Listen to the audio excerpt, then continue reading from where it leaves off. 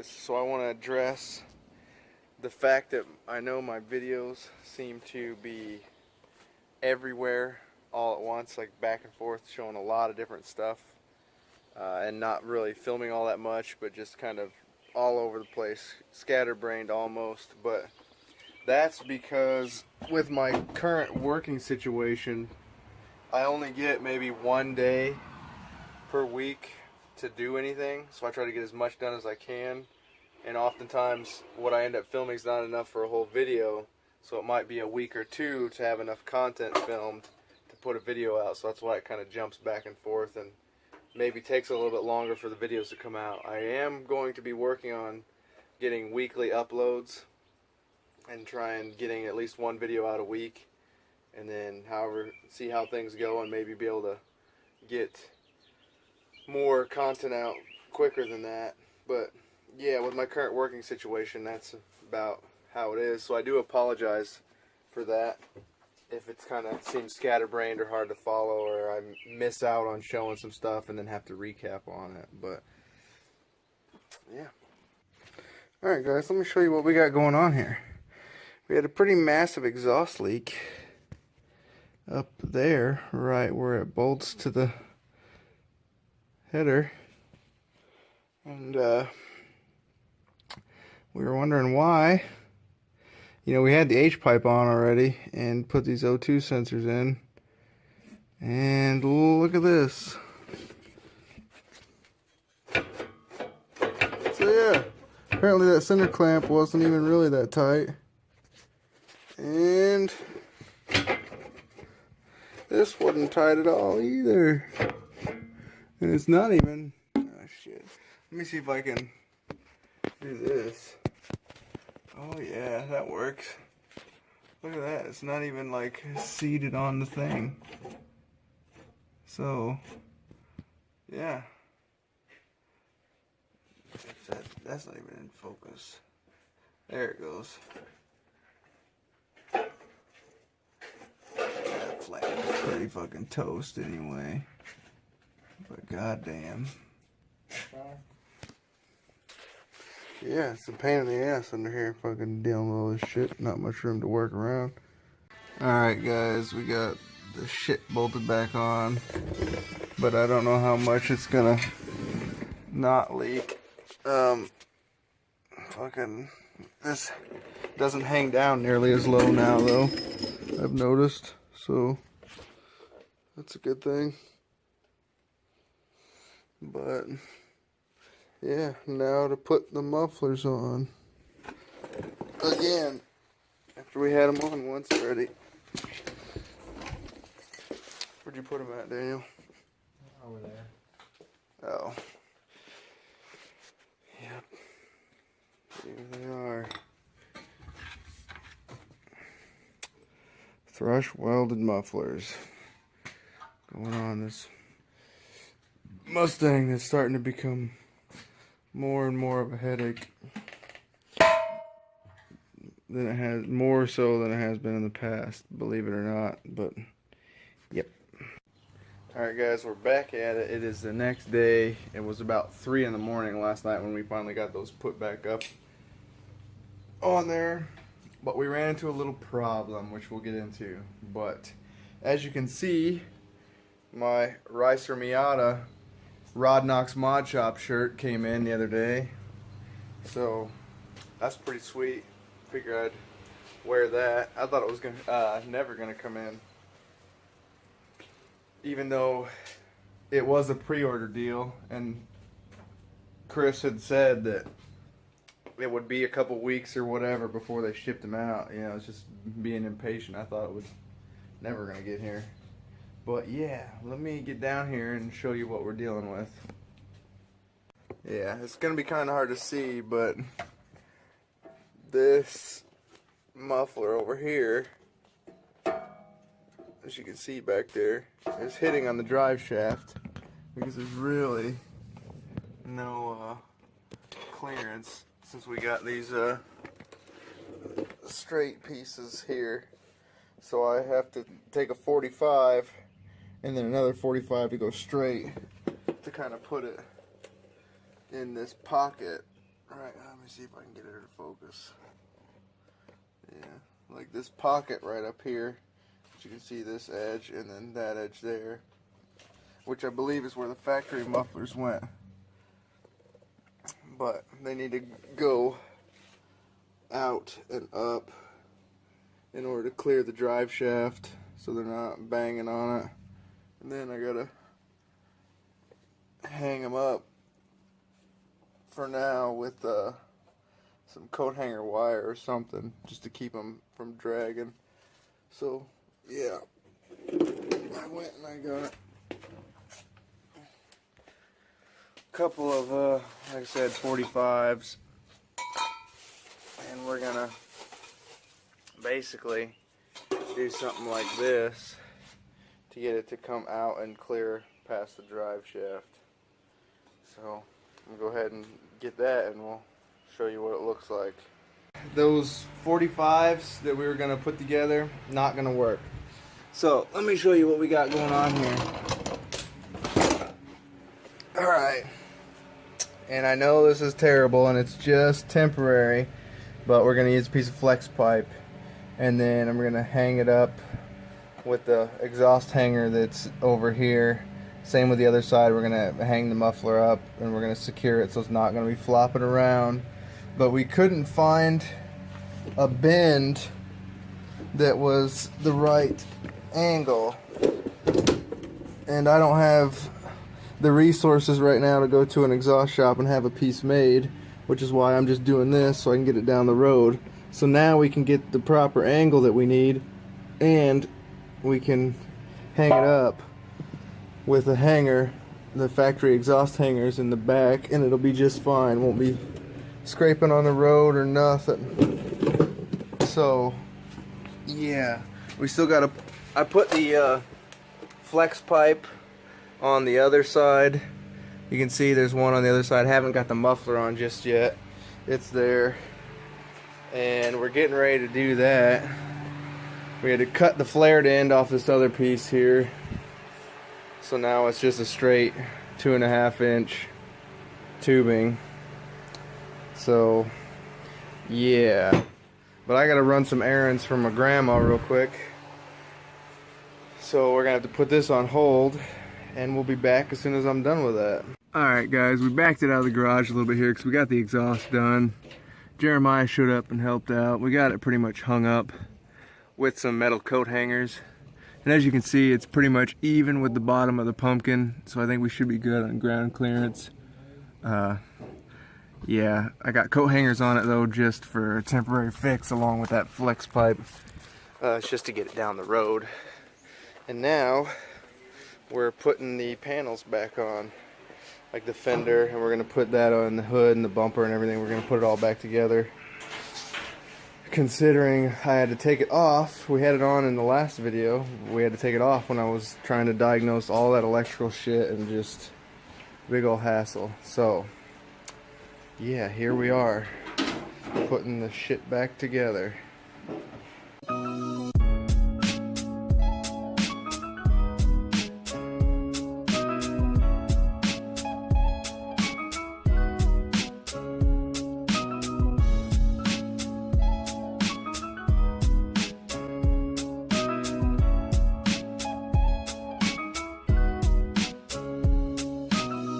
Alright guys, got the bumper cover on.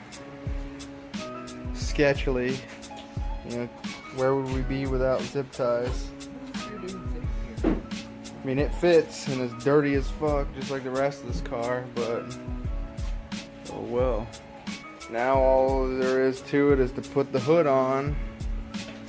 But yeah, now we're gonna go ahead and give you a clip of the exhaust since we got this all put back together. Daniel, you want to go ahead and start it up so I can get a listen to it with those Thrush mufflers. Sounds nice.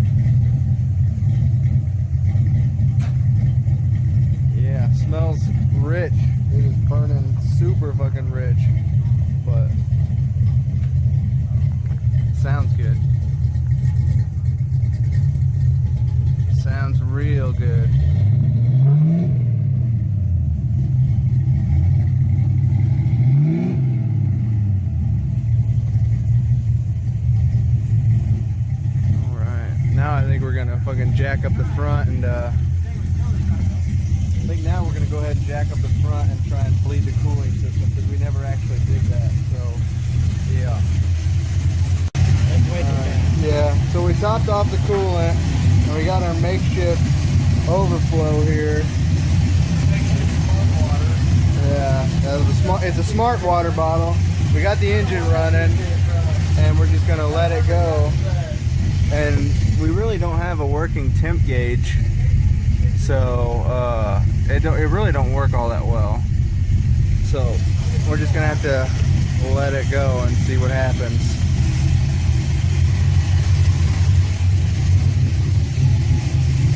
But yeah, I really need to get a temp gauge, and we need to figure out a cooling fan mounting idea. We got to figure that out because there's no fan, and we got these two here off of a Ford Taurus, but they're both not going to fit on that radiator at the same time, so we got to figure something out. Alright guys, those Taurus fans not gonna work, not gonna fit, so reluctantly I had to borrow from the Chevy, the Camaro. Yeah, reluctantly you got free shit. Yeah. How are you? The fan shroud here and the fans fits perfectly on the radiator, so it's pretty damn good. But yeah, no, I don't care that it came from a Chevy. It's as long as it works, it works. I'm not one of those die-hard Ford guys. Fuck Chevy. Fuck Chevy. Yeah. Jeremiah is the other way around. He's like, he loves Chevys, hates Fords, but he works at a Ford dealership. So, explain that one. Explain it, Jeremiah. I'm Jeremiah. I'm a hypocrite. Yeah. But yeah, we're gonna test the fans, make sure they work, and then get it all wired up and put in, and we'll show you when it's done. Alright guys, we're back again, and the quality's gonna be kind of shit because my phone's about to die, so I can't use the flash on her. But we got nothing but the best here. Got this Spectre intake tube and a MAF adapter to go on the flat side of that, so I can put this Spectre pod filter on it. You know, nothing but the best for the Mustang. So that's what we're gonna be doing right now, is putting all this shit on. Last you saw, before the clip where I showed you all the intake stuff that I bought, we were talking about these fans. Well, we got it all attached here and we got everything wired up, and the fans work, but the alternator does not put out enough juice to keep the battery charged while the car is running, even while the fans are running. We ran the fans for maybe 5 or 10 minutes and the battery was completely dead, wouldn't even start the car again. So, and then we got this here intake thing that I bought, which the angles aren't quite right, so it ends up coming way over here, which I just had it like that for testing purposes last night, but we're getting ready to fix that now. I bought some more pieces and we're going to try and get it to be down in here where it belongs, so it's not hanging way out here. Although we did entertain the idea of cutting the hood out right here and just running the hood with the pod filter sticking out of the hood. But yeah, and I actually went and got some hardware to bolt the MAF to the adapter, which last night I had it on there with zip ties. But yeah, we're going to go ahead and get to that. Alright guys, we backed her out here and we got the intake done. I know 90 degrees aren't optimal for airflow or whatever, but at least it's doable for right. It makes it better so we can drive it, you know, at least it's not having the MAF taped right there. We got it going through there and the pod filters inside the fender well. And I just got it zip tied here so it don't shake around and rub on that. But right now, we're going to take out the old coolant temp sending unit, and I'm installing, for right now, just this cheapy coolant temp sensor gauge, and it comes with the sending unit already built in right there. And you just kind of use these adapters here that it comes with and thread it in. And just in case those weren't the right deal, I bought another bag of adapters here just so we have the right one. But yeah, so that's the next plan. Just pull this guy out right there and thread in that sender, and I'm probably just going to mount it right here on the window or right here for now. So, because this is just so I can keep an eye on it, so I know when to turn those fans on. So it's another day again, and we are changing the fuel pressure regulator, and it's being a bitch because we don't feel like taking off the entire top end of the engine, the upper intake and everything else. So it's really kind of a pain in the ass to get those screws started because everything's in the way underneath here. Everything you can think of. We spent the last 45 minutes trying to get 3 screws out, and who knows how long it'll take to put them back in. But yeah, the vacuum line on the top of the pressure regulator smelled an awful lot like gas, which is not supposed to do that at all. Everything we're doing here in the pursuit of getting this thing just to run properly enough to drive on a daily basis. We haven't even started thinking about making it do burnouts or anything yet. We'll cut in about an hour and a half whenever this is done. Alright guys, here's the deal. In the pursuit of eliminating all the problems that we're having, we've taken the whole upper intake off and everything, and I replaced the fuel pressure cylinder, or the fuel pressure regulator, because the old one was had a torn diaphragm or whatever. It was getting fuel through into the vacuum lines.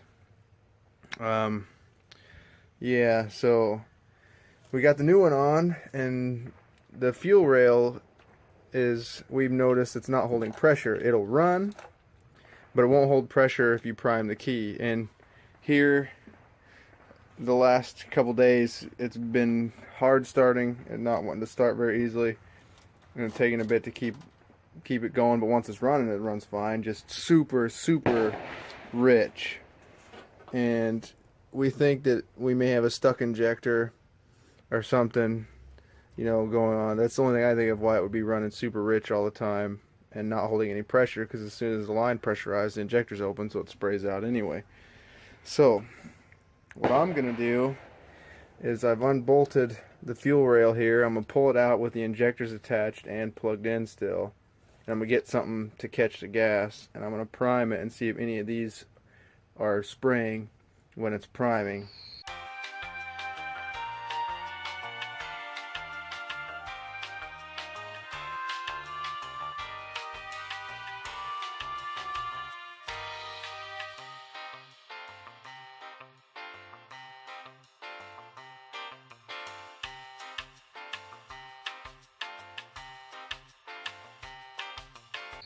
Because with the car not running, the injector shouldn't be firing.